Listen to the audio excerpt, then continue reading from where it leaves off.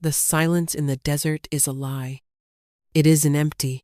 It's full of the things no one else wants to hear. The sigh of the wind over sand, a sound like 1,000 forgotten ghosts. The skittering of a beetle's legs, tiny and desperate. The slow, grinding pulse of the earth itself, a heartbeat so deep it's felt more in the bones than in the ears. Elara knows these sounds. She has catalogued them, befriended them. They are the symphony of her exile. Her small research outpost is a sterile box dropped into the middle of this raw, untamed world, metal and glass, and filtered air.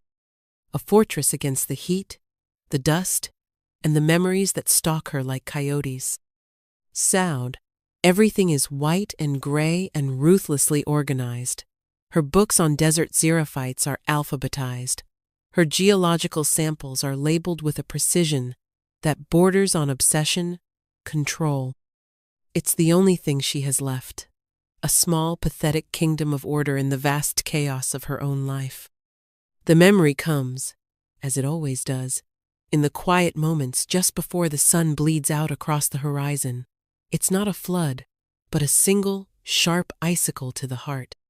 The doctor's office, the smell of antiseptic and false hope, the word he used, barren, a word from another century, a word for soil that will not grow, a tree that will not fruit, a word for her. Then Mark, his face, a mask of careful, curated pity. I want a family, Elara, a real family, sons to carry on my name. He didn't shout. He never shouted. His cruelty was always quiet, delivered with the calm precision of a surgeon's scalpel. He'd made it sound so reasonable, so logical. As if she were a faulty appliance, he was returning, with regrets, but with a firm belief in the warranty. He had looked at her, at the woman he'd claimed to love for 7 years, and seen only a deficit, an emptiness, a failure. So she ran. She ran here, to the great empty basin of the Mojave, a place as barren as her own body, a place where nothing was expected to grow. She thought she might find a strange sort of kinship in the desolation. But the desert, she's learning, is not barren at all. It's fiercely, stubbornly alive. Every spined cactus, every nocturnal hunter, every hardy flower that blooms for a single, defiant day after a rain, they all fight. They all cling to life with a tenacity that shames her. Tonight, the air is different. It's heavy, charged. The usual symphony is muted, replaced by a low, expectant hum. A storm is coming. Not a cleansing rain, but a dry, violent thing of wind and lightning, the kind that scours the land and leaves it raw. She checks the latches on the windows, a familiar ritual, locks the door. The outpost is a self-sufficient marvel, solar-powered, with its own water reclamation system. It can withstand anything the desert throws at it. It's her own heart that feels fragile. She makes tea, the steam ghosting against the cool glass of the window. Outside, the world is fading to a deep, bruised purple. The first gust of wind hits the station with a metallic shriek, like a great bird of prey scraping its talons across the roof. Dust devils dance in the distance, ghostly whirling dervishes.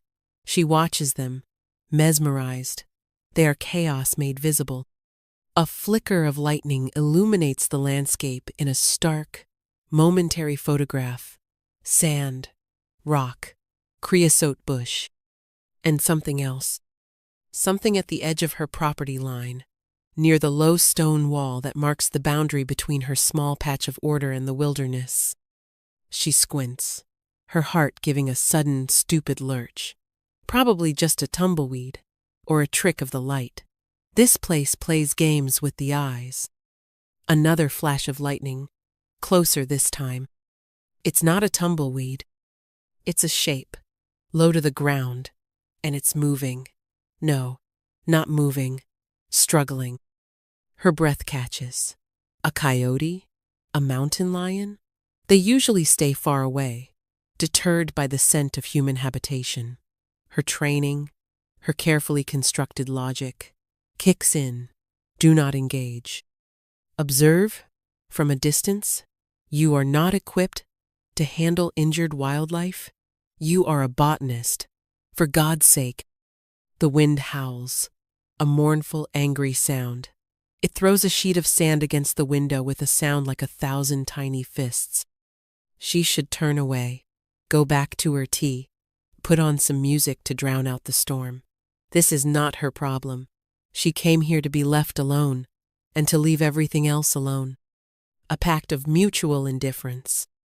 But she remembers a different kind of indifference. The cool, polite dismissal in a doctor's eyes. The placid finality in a lover's voice. The feeling of being seen, assessed, and discarded as something not worth saving. Her hand goes to the lock on the door. This is stupid.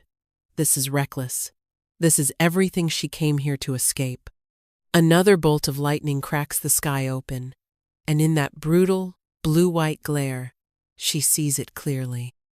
It's a wolf, a massive desert wolf, its coat the color of sand and dusk, and it's not alone. It's curled around something small, a bundle. Her mind refuses to process it for a second. It's impossible. It makes no sense. The wolf lifts its head, and even from this distance, she can see the exhaustion, the desperation. It's not a threat. It's a plea. It's dragging itself, pulling the bundle with it, toward her light, toward her door. Her throat is tight. The carefully built walls of her solitude, her safety, are crumbling. Compassion, the stupid, traitorous emotion she has tried so hard to starve, is rising up in her like a flood tide. They will die out there. The storm will tear them apart, or bury them in sand. They came to her, to the only light for 100 miles. And she, who knows better than anyone what it feels like to be left out in the storm, cannot turn away. Damn it, she whispers to the howling wind, her voice swallowed by the noise. Damn it all! She unlocks the door. The wind rips the heavy door from her grasp, slamming it back against the wall with a deafening crash. Sand and grit immediately invade her sterile sanctuary, stinging her eyes, coating her tongue. She fights her way onto the small porch, leaning into the gale, her hair whipping violently across her face. The wolf is closer now, maybe 50 feet away. It sees her. Its head is low, but its eyes 7 in the swirling chaos. She can see its eyes. They are not the flat, feral eyes of a wild animal. They are intelligent, aware, and filled with a pain so profound it steals her breath. It whines, a low, guttural sound that is nearly lost in the wind, but it carries to her with an impossible clarity, a sound of utter desperation. Logic screams at her. A wolf, a potentially rabid, certainly dangerous apex predator is crawling toward her home, and it has something with it. Her mind still shies away from the truth of the bundle it protects. But the logic is drowned out by a stronger, more primal voice, the voice of her own history. No one came for me. No one opened the door. She pulls the collar of her jacket up, bracing herself against the sand-blasting wind, and takes a step off the porch, then another. The ground is unsteady beneath her feet. The air is thick with the electric smell of ozone and disturbed earth.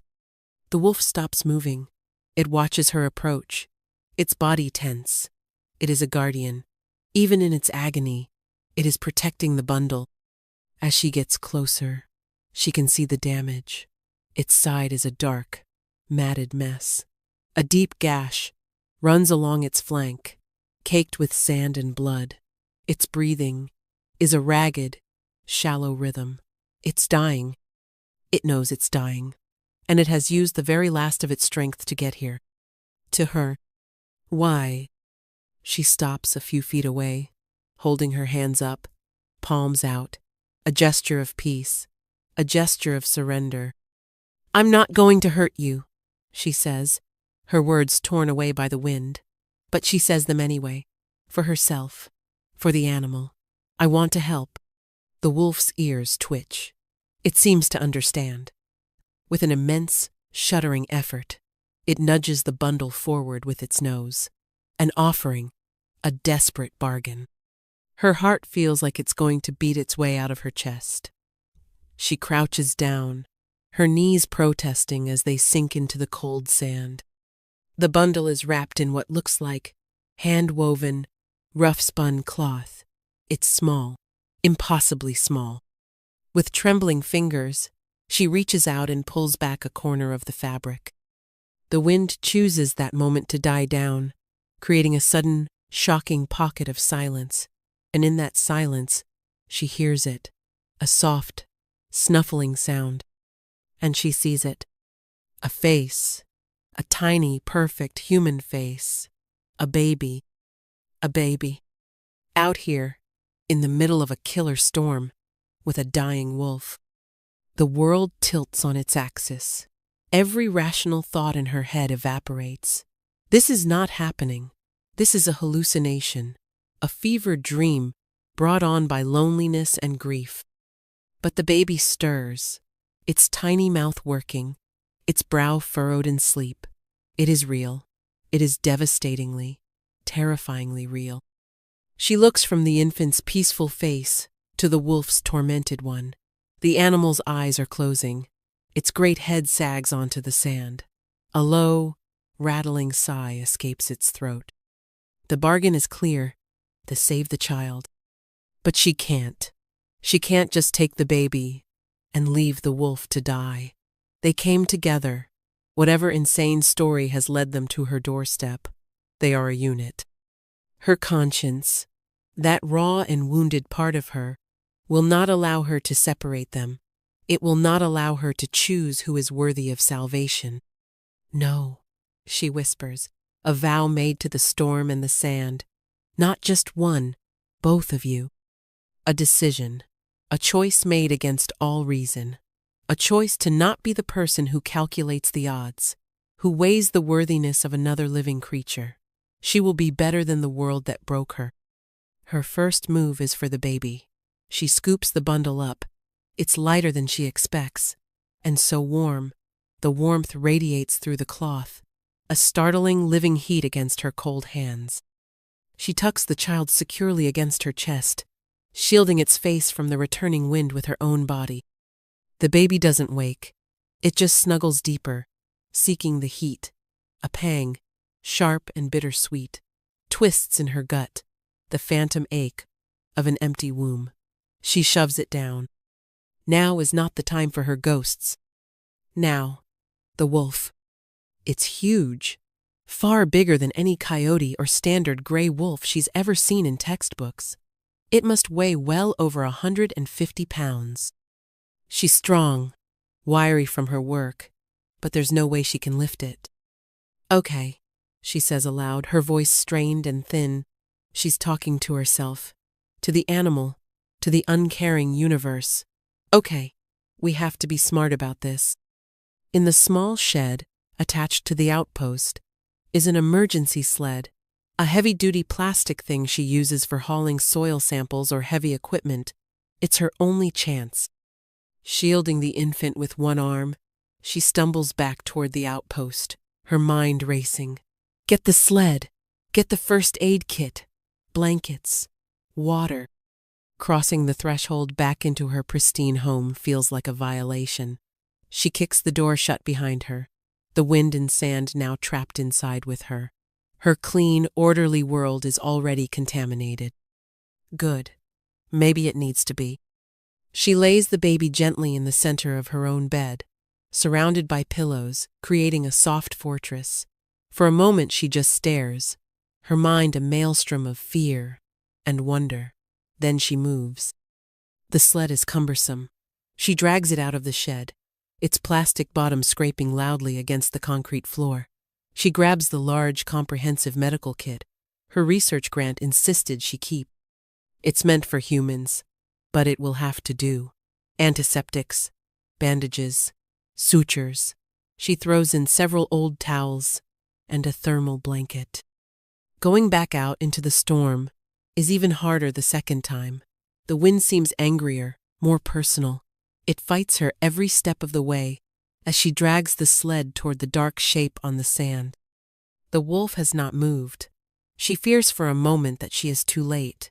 His breathing is almost imperceptible. "Hey," she says, her voice soft as she kneels beside its massive head. "I'm back. I'm going to help you. You just have to hold on." She places a hand, hesitantly, on its neck, behind its ear. The fur is coarse, thick with grit, but underneath it, the skin is hot with fever. A faint, thready pulse beats against her fingertips. He's still alive. Getting him onto the sled is a brutal, clumsy ordeal. It's a dead weight. She pushes and pulls, leveraging her entire body, her muscles screaming in protest. Sand gets into the wound, and the wolf lets out a pained, muffled cry that tears at her. "I'm sorry," she grunts, tears of exertion and emotion stinging her eyes. "I'm so sorry." Almost there. Finally, with one last desperate shove, the bulk of its body slides onto the plastic. She hauls on the rope, digging her heels into the shifting sand, dragging her impossible rescue toward the light. It feels like an hour, but it's probably only minutes. When she finally gets the sled over the threshold and into the house, she collapses against the closed door, her lungs burning, her body shaking with adrenaline and exhaustion. They are inside, all three of them. She has brought the storm, the wilderness, the chaos, into her sanctuary. The wolf lies on the sled in the middle of her living room floor, a wild, bleeding beast on the pale gray tiles. In the bedroom, a child she does not know sleeps in her bed. Her quiet, empty, ordered life is over. And as she looks at the two souls she has dragged in from the night, a strange, terrifying thought blooms in her chest. Thank God. The first few hours are a blur of frantic, focused activity, a war waged on two fronts: the baby, the wolf. She tends to the infant first. Logic dictates this. The child is more vulnerable. She unwraps the rough blankets, her hands surprisingly steady. It's a boy. He looks to be only a few weeks old. He is clean, healthy-looking, his skin soft and unblemished, save for a small, strange birthmark on his wrist, shaped almost like a crescent moon. There is nothing in his wrappings. No note. No clue. Just the baby himself. She finds some old, soft t-shirts and fashions a makeshift diaper. He needs to be fed. Her mind spins. What do you feed a baby in the middle of nowhere? She has no formula, no milk. Her own body, a source of such bitter failure, is useless. The irony is a fresh, sharp pain. Then she remembers the rehydration powders in the medical kit, electrolytes, and sugars. It's not ideal, not by a long shot, but it's better than nothing. She sterilizes a water bottle and mixes a weak solution, her movements precise and clinical, a stark contrast to the churning ocean of her emotions. The baby wakes as she works, his eyes opening. They are a startlingly deep, dark blue, like a twilight sky. He doesn't cry. He just watches her, his gaze unnervingly calm and intelligent. When she offers the bottle, he latches on immediately, suckling with a quiet determination. She sits on the edge of the bed, feeding this stranger's child, the silence of the room broken only by the sound of his drinking and the distant, fading howl of the storm. A feeling, fierce and protective, takes root in her heart. It is terrifying. It is wonderful. Once he is fed and settled back to sleep, she turns her attention to the wolf. She carefully pulls the sled into the main living area, away from her research equipment. She lays down old towels, creating a sterile field as best she can. She fills a basin with warm water. Kneeling beside him, she gets her first clear look at the injury. It's worse than she thought. Not a simple gash.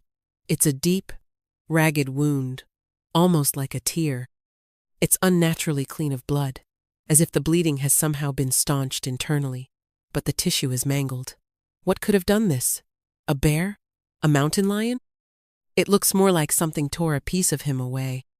She begins to clean the wound. Her hands, usually so steady when handling delicate plant specimens, tremble slightly. This is flesh and blood, a living, breathing creature. "This is going to hurt," she murmurs, more to herself than to him. "I'm sorry." As the warm cloth touches the raw edge of the wound, the wolf flinches violently. A low growl rumbles in his chest, a primal warning. His lips pull back from his teeth, long and white and deadly. Fear, cold and sharp, lances through her, as she freezes, her hand hovering over him. This is an animal, a wild thing. She is a fool. But then she looks at his eyes. They are open, focused on her face, and in their amber depths, she sees not aggression, but apology. The growl subsides into a pained whine. He is fighting his own instincts. He is letting her do this. He is trusting her. "Okay," she breathes, her own fear receding. "Okay, brave boy. We can do this." She works slowly, methodically, cleaning away the sand and debris, disinfecting the area. The smell of antiseptic mixes with the wild, musky scent of the wolf. He trembles under her touch, his muscles twitching with pain, but he remains still. He endures it. The wound is too deep to be left open. It needs stitches. Her stomach clenches. She has sutured before, in a veterinary first aid course she took for her fieldwork, but only on practice pads, never on something alive. She lays out the sterilized needle and suture thread. Her heart pounds a frantic rhythm against her ribs. She takes a deep breath, looks from the wound to the wolf's face. His eyes are still on her, unwavering, an island of calm focus, in a sea of pain. It's as if he's lending her his strength. Her first stitch is clumsy, hesitant. The needle pierces his skin. He shudders, a full-body tremor, but makes no sound, just that steady, trusting gaze. She finds her rhythm. Pierce, pull, knot, pierce, pull, knot. It is slow, meticulous work, an act of repair, an act of faith. The clean line of black thread, closing the terrible gap in his side, is a small victory against the chaos that brought him here. When she is finally done, her back is aching, and her hands are slick with sweat. The stitched wound is crude, but it is closed. She covers it with a large, sterile dressing, taping it carefully to his fur. Exhaustion hits her like a physical blow. She slumps back on her heels, the adrenaline fading, leaving a deep, bone-weary fatigue in its wake. She has done all she can do. Now, it's up to him. The wolf lets out a long, slow sigh. His head, which had been held rigid with pain, finally rests on the floor, his eyes close. He is not unconscious, she senses. He is resting, conserving his energy for the battle ahead. She drags herself to her feet and cleans up, moving like a zombie. She disposes of the bloody cloths, sterilizes her tools, restores a semblance of order to the room. But the room is forever changed. The wildness is now inside, the scent of it, the presence of it.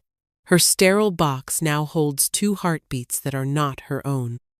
She doesn't return to her bed. She can't. The sleeping baby is a fragile miracle. She is afraid to disturb, and she cannot leave the wolf alone. So she pulls a chair close to where he lies. She sinks into it, pulling a blanket over her legs. She will watch over them. She will stand guard. In the strange, quiet hours of the deep night, with the storm finally spent, and a profound silence blanketing the desert, Alara sits vigil. She watches the slow, steady rise and fall of the wolf's stitched flank.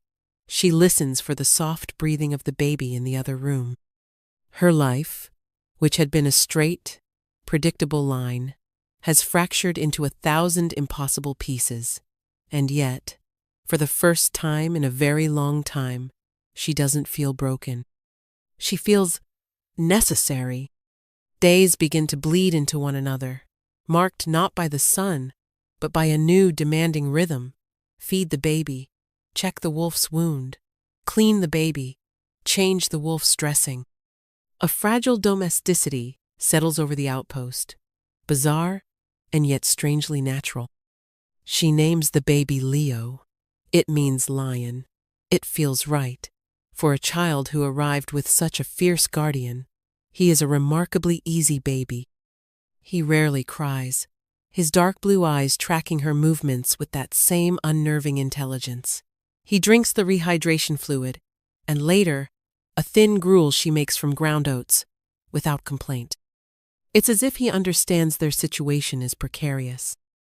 The wolf, she simply calls Wolf. He remains on the floor where she treated him, rarely moving except to drink the water she places near his head. He is healing at a rate that defies biology. On the second day, when she changes his dressing, the angry redness around the stitches is already gone. The swelling has reduced dramatically. By the fourth day, the edges of the wound, which should be barely knitting together, look as if they have been healing for weeks. It's impossible. She's a scientist. She believes in data, in observable phenomena, in the laws of nature. What she is seeing breaks all the rules. There is nothing in her textbooks that can explain this accelerated regeneration. But despite the impossibility, she accepts it. She has already accepted a baby on her doorstep in the middle of a sandstorm delivered by a wolf. A little magical healing doesn't seem so far-fetched anymore. A strange sort of communication develops between her and the wolf. He cannot speak, obviously, but he listens. Oh, he listens. In the quiet afternoons, while Leo naps, she finds herself talking to him. At first, it's just practical things. Your wound looks better today, or I need to change your water. But the silence in the room invites more. The wolf's steady, patient presence is a strange sort of permission. His amber eyes, fixed on her, are like deep, still pools. She feels she can pour her own brokenness into them, and they will not overflow. So she does. His name was Mark, she says one afternoon, her voice quiet and rough. The wolf's ears prick forward. He told me he loved me. For 7 years he told me that, and I was stupid enough to believe him. She traces the rim of her cold teacup. Then the doctor said what they said. They called it a hostile, uterine environment. Isn't that a horrible phrase? Like I was at war with myself. She laughs, a short, bitter sound. Mark didn't see it as a war. He saw it as a broken product. He was so calm. He said he needed a legacy. He said it wasn't personal. Can you imagine? He erased 7 years of us and said it wasn't personal. She looks at the wolf. His gaze is soft, filled with a deep, sorrowful understanding that makes her throat ache. There is no judgment in his eyes, no pity, just a shared sense of pain. He made me feel like refuse, like something to be thrown away because it didn't work properly. Her voice cracks. She hasn't said these words aloud to anyone. She has barely allowed herself to think them. I came out here to prove I could be alone, that I didn't need anyone, that I could be as empty as he said I was. The wolf makes a low sound in his throat, a soft rumble. He lifts his great head and nudges her hand where it rests on her knee. His nose is cold and damp. The touch is shockingly gentle. It is not a demand for affection. It is a gesture of comfort. A single tear escapes and rolls down her cheek. She doesn't wipe it away. "And then you showed up?" she whispers, stroking the coarse fur on his head. "You and Leo, and you needed me. You didn't care if I was broken. You just needed me." He leans into her touch, a silent, solid confirmation. In that moment, the fear she has carried for so long begins to loosen its grip. it is replaced by something else, a strange, tentative sense of belonging. Here, in this impossible situation, with a magical baby and a miraculously healing wolf, she is not a deficit, she is a necessity, she is a caregiver, she is a protector. The connection deepens. She finds herself sitting on the floor next to him for hours, reading her botany books aloud, her voice a low murmur. He seems to enjoy the sound. He watches her, his tail giving a slow, soft thump against the tiles when she reads a particularly interesting passage. One evening, she falls asleep in the chair, exhausted. She wakes with a start in the deep of the night, cold and stiff. She looks over. The wolf has dragged his great body closer. A corner of the thermal blanket she'd laid over him is now covering her legs. Her heart stops. He couldn't have. He's too weak. His wound. But the blanket is there, a deliberate act of care. She stares at him in the dim light filtering through the window. His eyes are closed, but she knows he is not asleep. He is aware of her. He is watching over her, just as she is watching over him.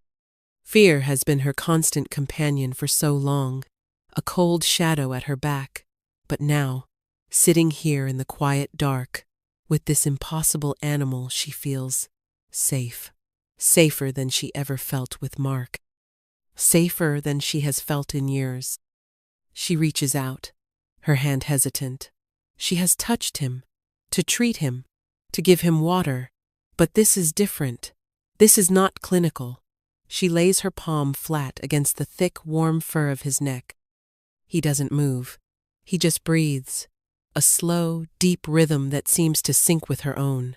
A current of warmth flows from him into her, a quiet energy that soothes the frantic, jagged edges of her soul.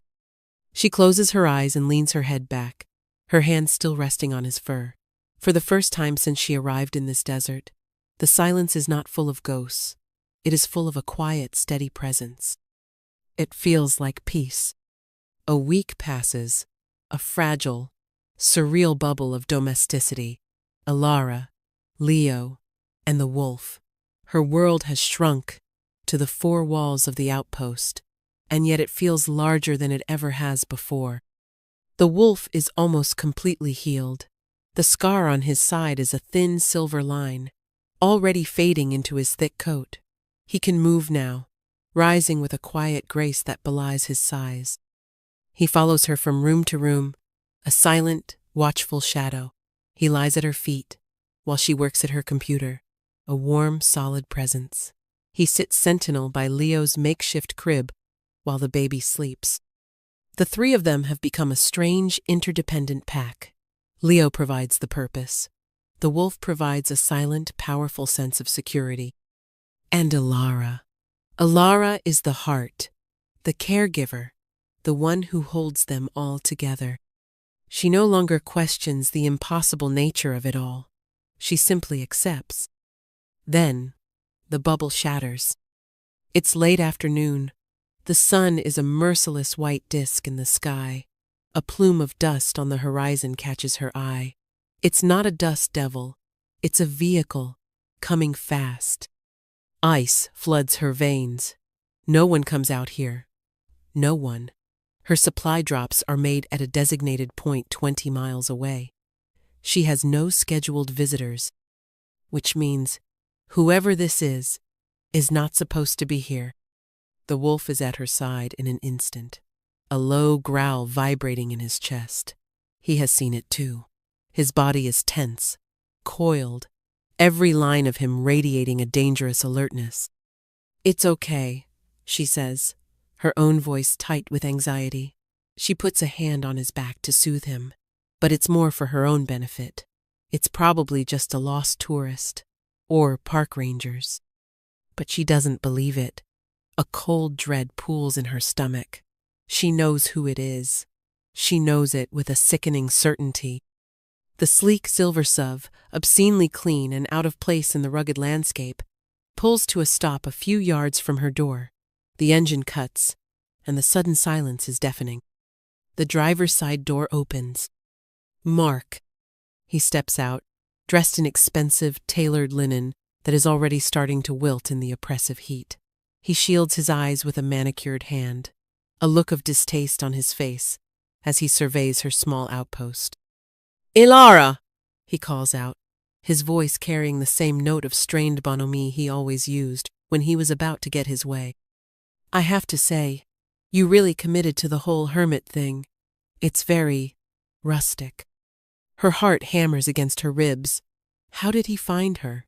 She had been so careful. The wolf's growl deepens, becoming a menacing, guttural threat. His hackles are raised. "Shh," she whispers, her hand tightening in his fur. "Stay. Please, stay. She needs to handle this. She needs to show him he has no power over her anymore." She steps outside, closing the door firmly behind her, shutting the wolf and Leo inside. She needs to protect them from him, from the contamination of his presence. "What are you doing here, Mark?" she asks, her voice colder and steadier than she feels. He gives her a smile that doesn't reach his eyes, a predator's smile. "I was worried about you. Out here all alone. It's not healthy. I found your research grant proposal. It wasn't that hard." Of course, he always had to be the smartest person in the room.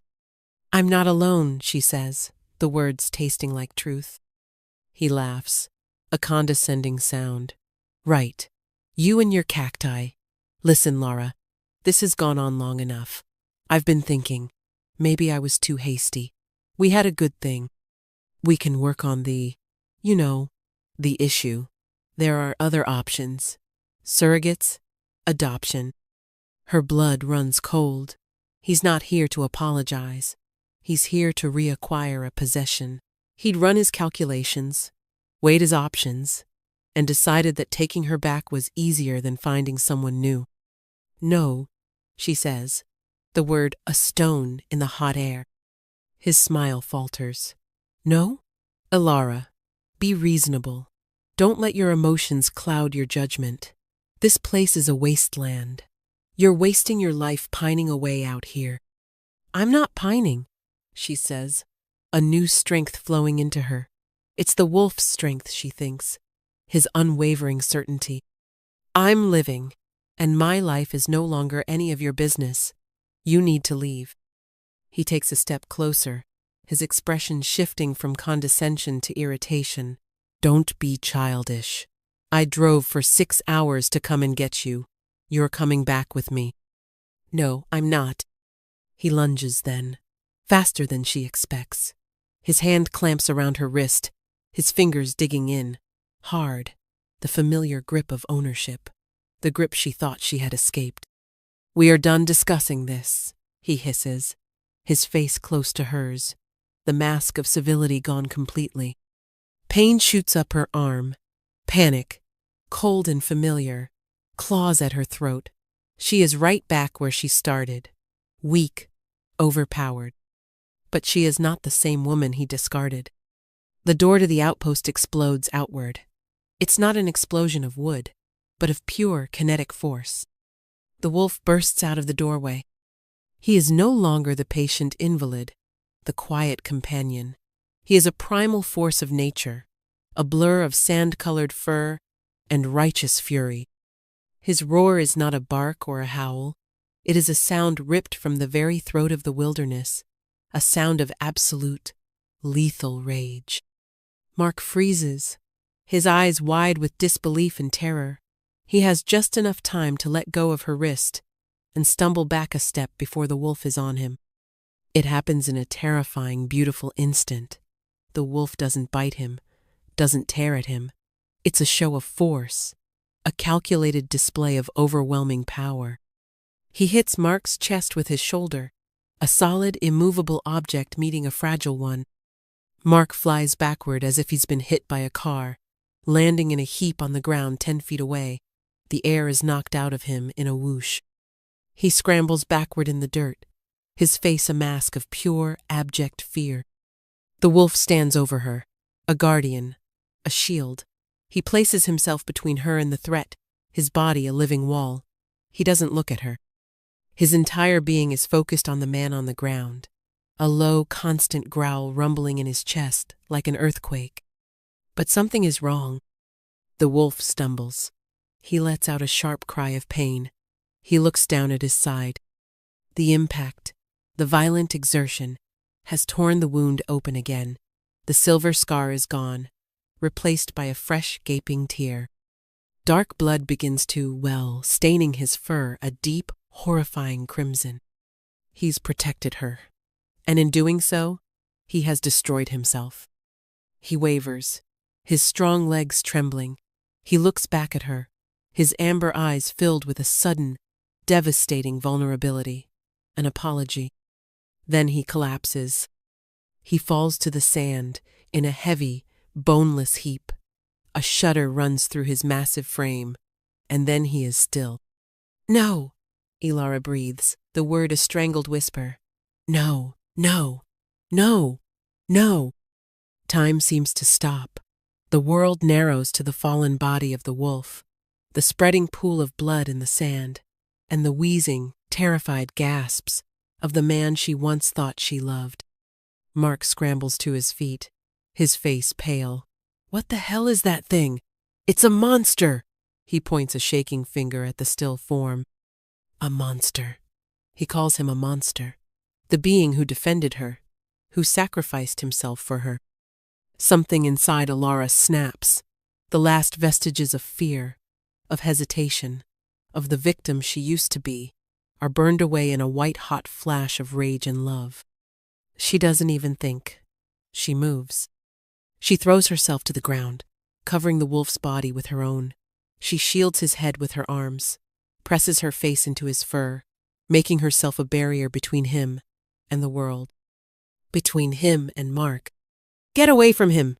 she snarls, her voice unrecognizable, feral. "Don't you touch him!" Mark stares at her, his mouth agape, at the woman cowering in the dirt, cradling the head of a giant bleeding wolf. His expression shifts from fear to utter revulsion. "You're insane," he spits. "You've lost your mind. Fine. Stay here. Rot in this hellhole with your pet." He stumbles back to his car, never taking his eyes off her, as if she is the unpredictable threat now. He gets in, fumbling with the keys. The engine roars to life. The SUV kicks up a cloud of dust as he speeds away, a silver glint of cowardice disappearing into the heat haze. He is gone, but Elara barely registers it. All that matters is the body beneath her, the life that is fading away. "Please," she sobs, her tears soaking into his fur. "Please don't leave me. You can't leave me." She is shielding him, a reciprocal sacrifice. She, who has always been the one in need of protection, is now the protector. It is a profound, fundamental shift in the landscape of her soul.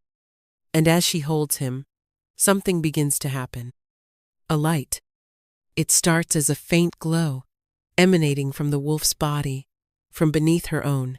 It's a soft, golden light, warm against her skin. It grows brighter, stronger, pulsing with a gentle, rhythmic beat, like a heart.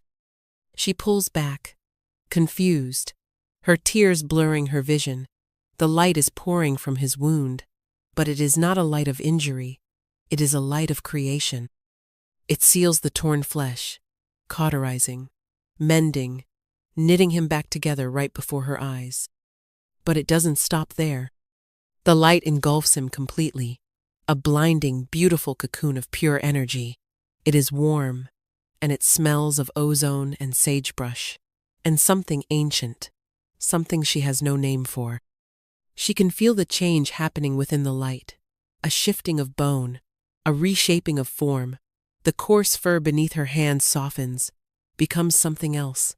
The powerful muzzle elongates and flattens. The entire structure of the being she holds is rearranging. The light pulses one last time, a brilliant, silent flash, and then it recedes, sinking back into him, leaving after images dancing behind her eyes. And the wolf is gone. In his place, lying on the sand, is a man. He is naked, his body long and leanly muscled, built with the same graceful power as the wolf. His skin is tanned, his hair, the dark wild color of the desert at midnight. The wound on his side is gone, leaving only smooth, unbroken skin. He stirs, groaning, his head rolling to the side, and he opens his eyes. They are the same eyes, the same intelligent, intense, soul-deep amber eyes that have watched her, comforted her, and trusted her for the past week. Ilara can't breathe. She can't think. Her mind is a white void of pure, undiluted shock. She is kneeling on the ground, her hands hovering over the bare chest of a man who, moments before, was a wolf. The wolf she saved. The wolf who saved her. He looks at her, and his expression is one of profound, agonizing pain, not physical pain, something deeper, something that mirrors the grief she saw in his eyes when he first collapsed at her door. His lips part, his voice, when it comes, is a raw, hoarse whisper, rough with disuse, but deep and resonant, a voice that seems to vibrate right through her. Ilara. He knows her name. He says her name like a prayer, like a curse, like the answer to a question he's been asking his entire life. And the world, which had already tilted, finally shatters into a million glittering, impossible pieces. The silence that follows is absolute. The desert holds its breath. Ilara kneels, frozen, her mind struggling to build a bridge between the impossible reality before her and the world she thought she knew. The mantha wolf lies on the sand, his amber eyes locked on hers, filled with a universe of emotions she can't begin to decipher. Shame, relief, terror, longing. Her scientific mind, the part of her that demands logic and reason, is screaming. It's a trick, a hallucination, shock. But her body, her heart, knows the truth. The solid warmth of the ground beneath her knees is real. The scent of sage and man and ozone is real. Those eyes are real. He tries to sit up, his muscles bunching, but a wave of dizziness makes him grimace and fall back. He is weak. The transformation, whatever it was, has taken a terrible toll. Her instincts, the caregiver's instincts he helped awaken in her, override her shock. He is vulnerable. He is hurt, in a way she can't see. He needs help. She scrambles to her feet, her movements jerky. "Stay there," she says, her voice a thin, reedy thing. She runs inside, her mind a blank slate. What does one do when a wolf turns into a man on their doorstep? There is no protocol for this. Blanket. She grabs the thermal blanket from the floor.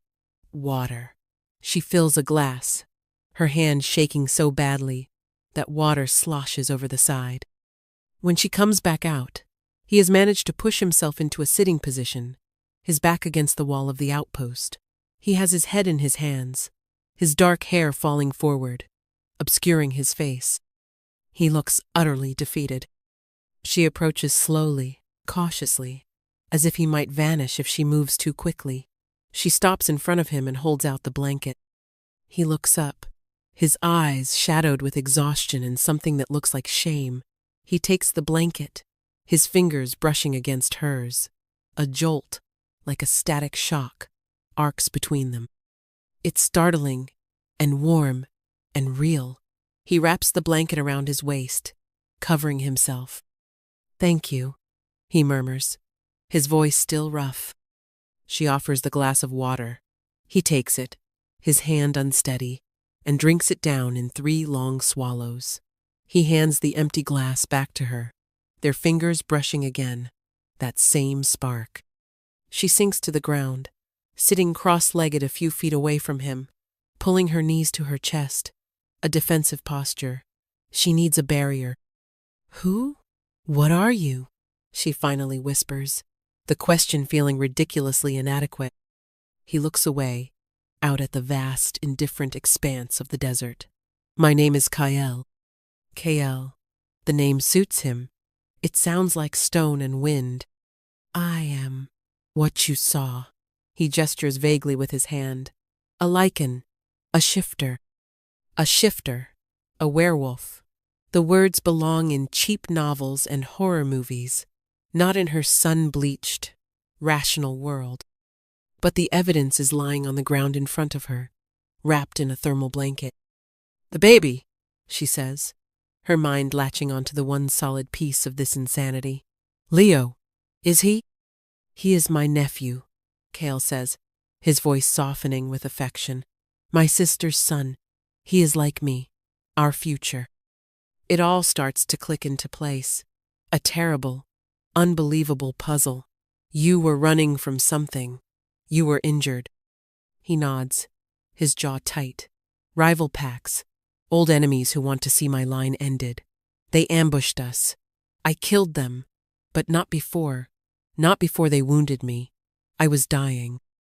My wolf form couldn't heal fast enough. I knew I couldn't shift back. The effort would have killed me. He finally turns to look at her, and the raw emotion in his eyes is like a physical blow. I could feel my strength fading. All I could think about was Leo. I had to get him somewhere safe. And then I scented you. You scented me? It's a lichen thing. We can smell emotions, fear, anger, happiness. But you smelled of loneliness and grief, a deep, profound grief that called to something inside me. And underneath it all, compassion, a strength you didn't even know you had. Your scent was a beacon in the dark, a light. I didn't know what I would find. I just knew I had to get to you. He dragged himself and his nephew across the desert, bleeding and dying, following the scent of her broken heart. The thought is so overwhelming, she feels lightheaded. So you collapsed on my doorstep, she says, piecing it together. And you let me stitch you up. You trusted me. I had no choice, he says softly. And yet, it did not feel like a lack of choice. It felt right. Watching you, hearing you, I knew I had brought Leo to the right place. He looks down at his hands. But I never meant for you to see this. I was going to wait until I was strong enough to leave, to take Leo and disappear. You were never supposed to be part of this danger. A silence stretches between them, thick with unspoken things. The danger he speaks of feels distant, unreal. The only danger that feels present is the overwhelming pull she feels toward him, a force far more potent and terrifying than any rival pack of werewolves. And then that man came, Kael says, his voice turning hard, the growl from the wolf creeping back into his tone. He hurt you. I felt it through the door. Your fear, your pain. I couldn't stay inside. My control shattered. You saved me, she whispers, and put you in more danger than you were ever in with him. He counters, his voice laced with self-loathing. Alara, you don't understand. My world is violent. It is blood and instinct and war. It is no place for a human. He is pushing her away, trying to scare her, trying to protect her from himself. The same way she tried to protect herself from the world by running to the desert. And now, he continues, his voice breaking slightly, the final truth, the reason the pull was so strong, the reason your compassion could heal me in a way my own body couldn't. He looks at her, and his amber eyes are pleading, begging her to understand, or perhaps to run. Among my kind, there is a legend, a truth, a bond that is rarer than a desert rain, a fated connection to one soul, a mate that completes us, makes us whole. We call them our anima, our soul. Her breath catches in her throat. I felt it the moment I saw you, he says, his voice dropping to a raw, vulnerable whisper. The recognition, the rightness, it was agony, lying there on your floor, a wolf, unable to speak, to tell you, unable to touch you as a man. Ilara, he says, and her name is a lifetime of longing packed into a single word. You are my anima, my destined mate. The confession hangs in the air between them, shimmering like heat haze. Destined mate, anima, and soul. The words are from a fairy tale, a myth. But the look on his face, the absolute unwavering conviction in his eyes, is the most real thing she has ever seen. All the strange feelings of the past week suddenly snap into focus. The impossible sense of safety she felt with the wolf, the bizarre comfort in his presence, the way her body and soul seemed to quiet when he was near, the spark when their skin touched. It wasn't just gratitude or Stockholm Syndrome. It was this ancient, unbelievable connection. Kale sees the struggle on her face, the war between disbelief and a dawning, terrifying acceptance. He mistakes it for fear, for rejection. His face closes off, the vulnerability replaced by a mask of grim resolve. He gets to his feet, swaying slightly, but forcing himself to stand tall. I have told you the truth, he says, his voice now flat, devoid of emotion. It's a worse sound than his anger. I have endangered you, shamed you with my presence. I will not burden you further. I will take Leo, and we will go. You can forget this ever happened. Go back to your quiet life. He turns to go back into the house, presumably to get the baby, to leave her, to walk out of her life, and leave her alone in the silence again. And she realizes, with a clarity that cuts through all the shock and confusion, that the silence he would leave behind would be 1,000 times more unbearable than the silence she came here to find. It would not be an absence of noise. It would be an absence of him. No, she says. He stops, his back to her. No, he repeats, not turning around. No, she says again, stronger this time. She gets to her feet, the sand rough beneath her bare feet. You don't get to do that. You don't get to crash into my life. Turn it completely upside down. Tell me I'm your soul, and then just walk away, because you've decided what's best for me. He turns slowly, his face a battleground of conflicting emotions. I am trying to protect you. And what if I don't want to be protected? She challenges, taking a step closer. Her fear is gone, replaced by a fierce, unfamiliar fire. What if I'm tired of being protected? What if I'm tired of being alone? You think your world is so much more monstrous than mine?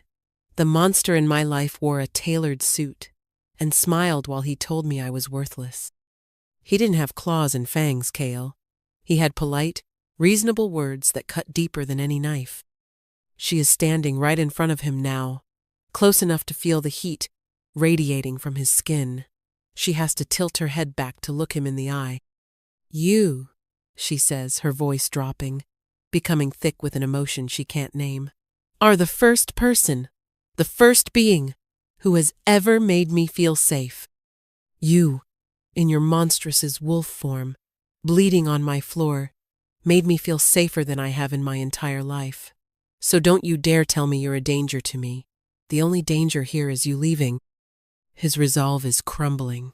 His carefully constructed walls are cracking under the force of her conviction. His amber eyes are wide, luminous with unshed tears. From inside the outpost, a small sound carries on the still air, a soft cry. Leo is awake. The sound breaks the spell. It's a reminder of the third member of their strange little pack, the innocent life that brought them together. Kale's gaze flickers toward the door, then back to her.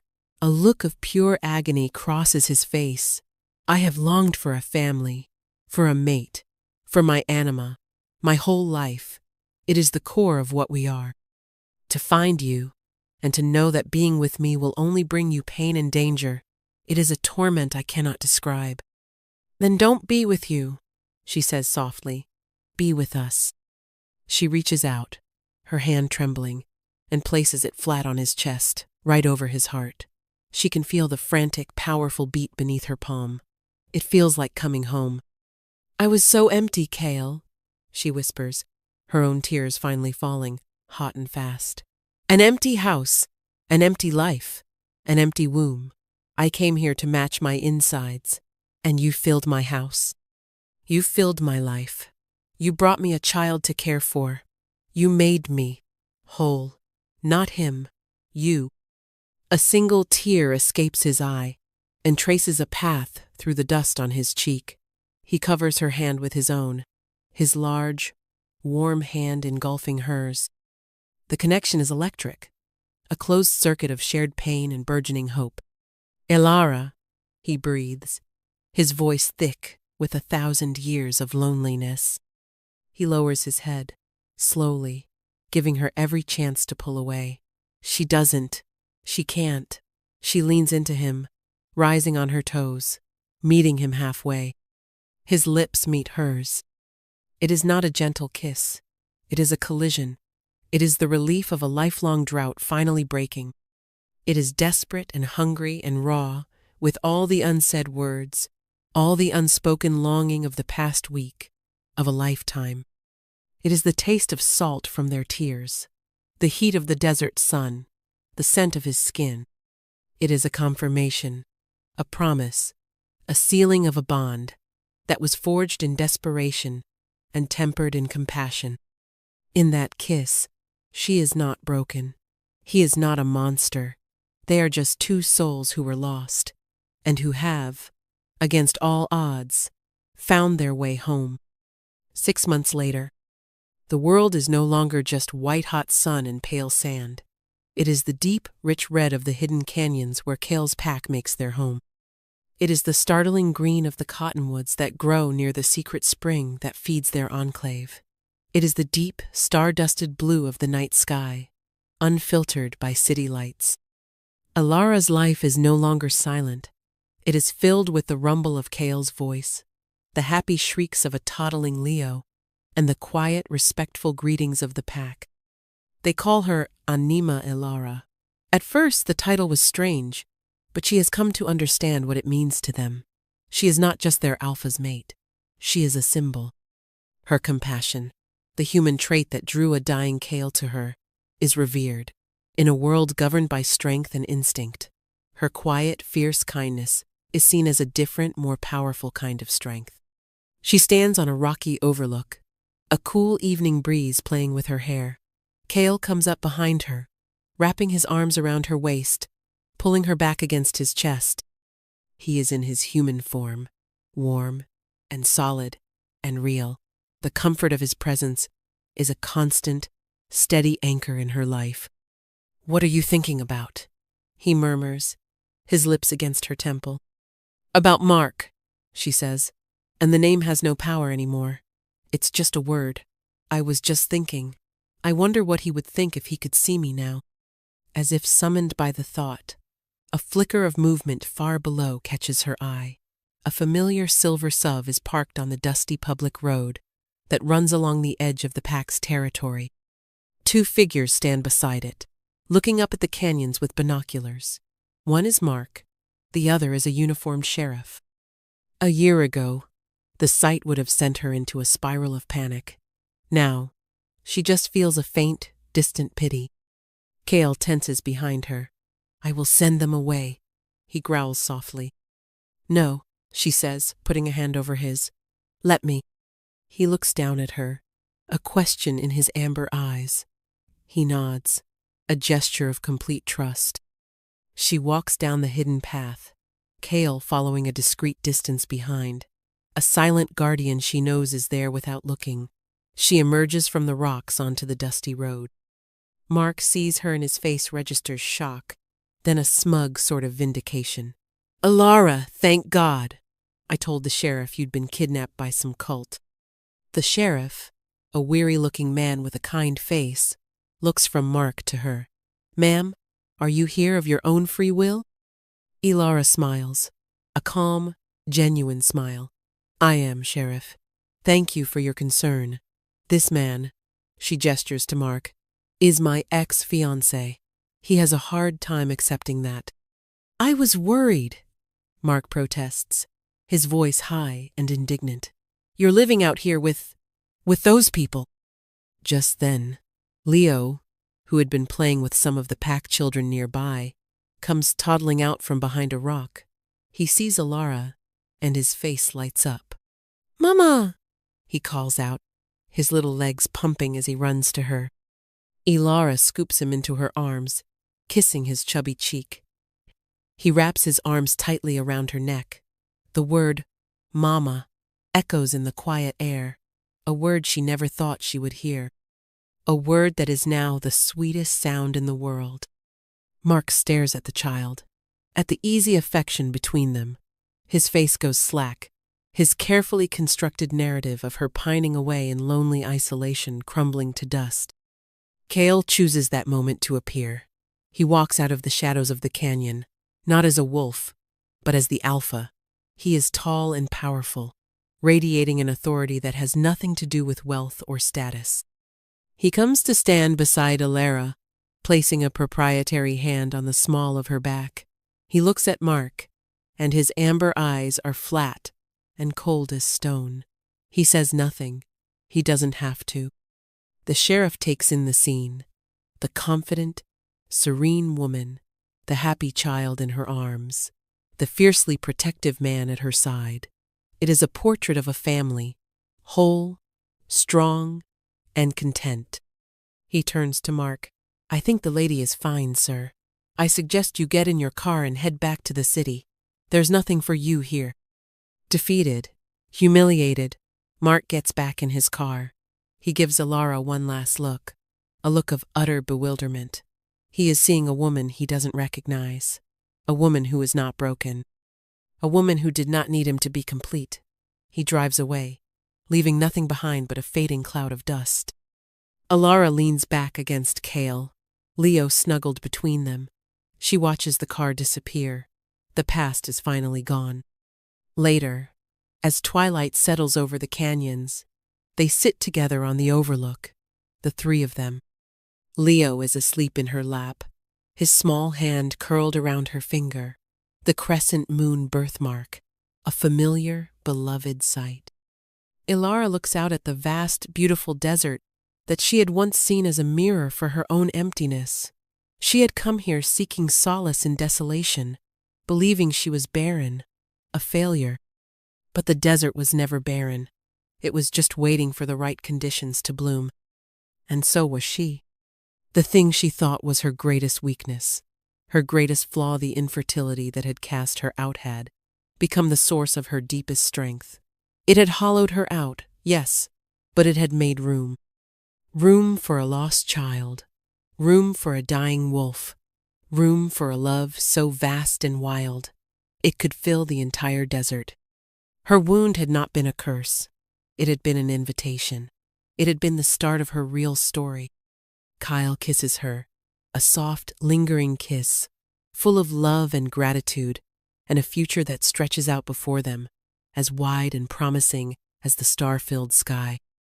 She is not alone. She is not rejected. She is home.